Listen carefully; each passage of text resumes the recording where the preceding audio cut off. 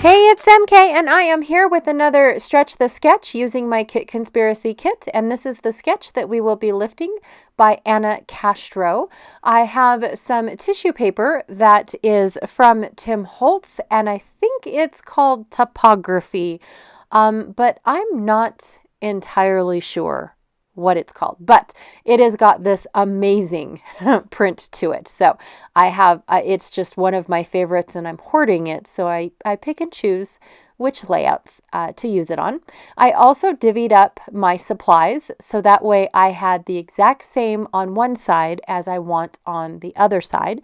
So I went through all of my supplies that I picked out for this kit or for this collection. And made sure that I had the same thing because I'm going to do a double page 8.5 by 11 layout.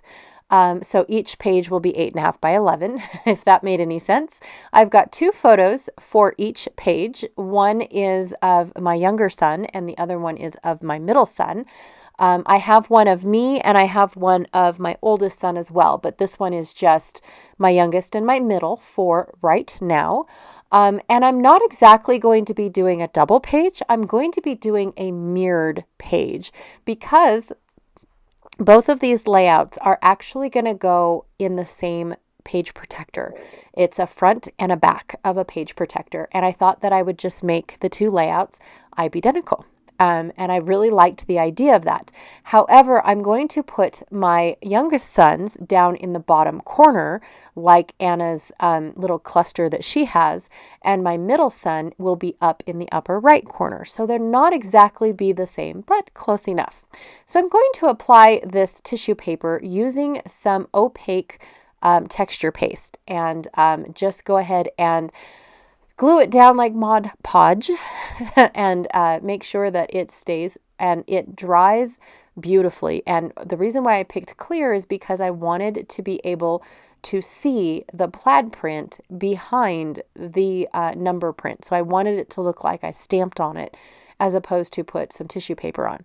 When it's all said and done, you barely get to see any of it, but the idea was there because that's what Anna has in her sketches. She's got a bunch of topography or dictionary looking words going on in the background of her layout. And I really didn't want to do any more mixed media for this collection. And I say more because I've already played with this collection. I did a couple other assignments before I actually did this particular page. So anyways, I've cut my photos down a little bit smaller than 4x3, and then I cut down my cupboard photo, or my cupboard paper to 4x3, so that way I could still scuff up the edges and it look fantabulous.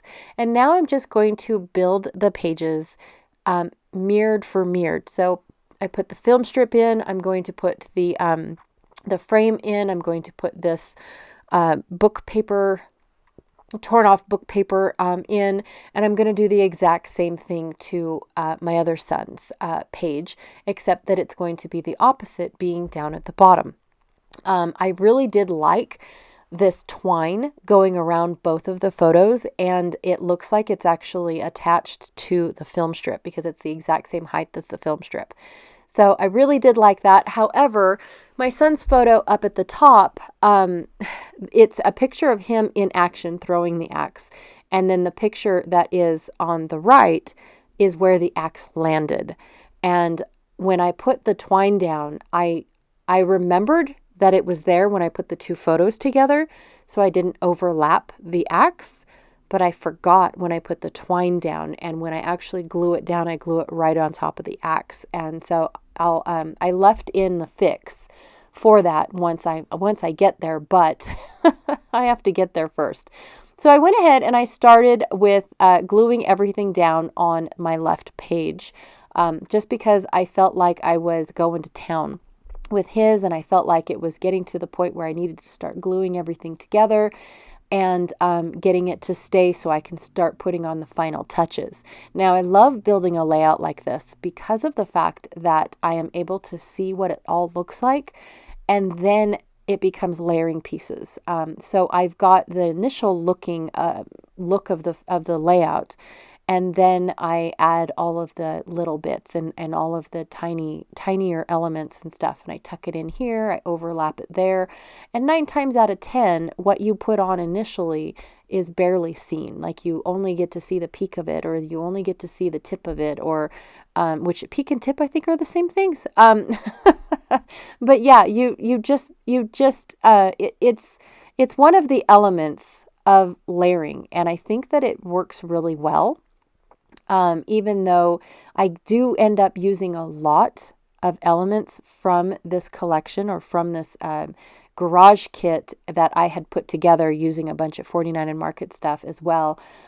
You definitely get a lot on there, and even though you cover most of it up, especially these large leaves, they're a bit on the too large for me size, and so I don't mind covering them up so much to where you only get to see the last 4 leaves. In all honesty, what else do you do with it? How else do you get that to stand out? So another thing too is I absolutely loved, and I don't know why, but I loved these little partial, what are they called? License plates. I loved those, you guys, and I don't understand the meaning of them, but I really did love them. All right, so here's my fix for that axe. I just broke the twine, and then because it was already glued down onto a scuffed up edge, I just scuffed it up a little bit more to kind of hide the fact that I already glued it down. And then when I glued the upper piece back down, I went ahead and put it at an angle so it's just to the right of where the axe is in the photo. And I hope you get to see it in the close-ups. I'm not really sure. I almost forgot my chipboard, not gonna lie. I had it sitting there and didn't even bother coloring it or anything. I colored as I went along because I wasn't sure which pieces I wanted to use, and I didn't want them all to be the same color if I choose to use them, on a different project that was outside of the garage collection. So I was okay with coloring it one at a time, but for some reason, all of this chipboard got pushed up so high that I forgot it was part of my layout. And so, of course, I ended up, aftermathing it and making room for it. I love these little chains with the hooks on them. That is one of my favorite pieces of this collection. I really did enjoy using this entire collection, you guys, all week long. It was definitely my jam. I had no problem putting any of these layouts together because I was so excited to get to play with basically my element. So I also have a little bit of different elements. This piece that says memory, I don't have one of those on my left page, but I have a banner on my left page that I do not have on my right page. So there are a few differences, but not a whole lot. I love the fact that both of my chipboard pieces have hanging elements, and the one on the left is like a saw looking element, and it reminded me of the axe throwing. For some reason, a blade is a blade, right? But that's what it reminded me of, and so of course I could not leave it out. I really wanted to make sure that those elements ended up on my layouts. And I'm super happy with how they look. I added a little bit of white in between them. This definitely could have been a double page if I want to move my pages around and have me at the beginning and my son at the end, or vice versa.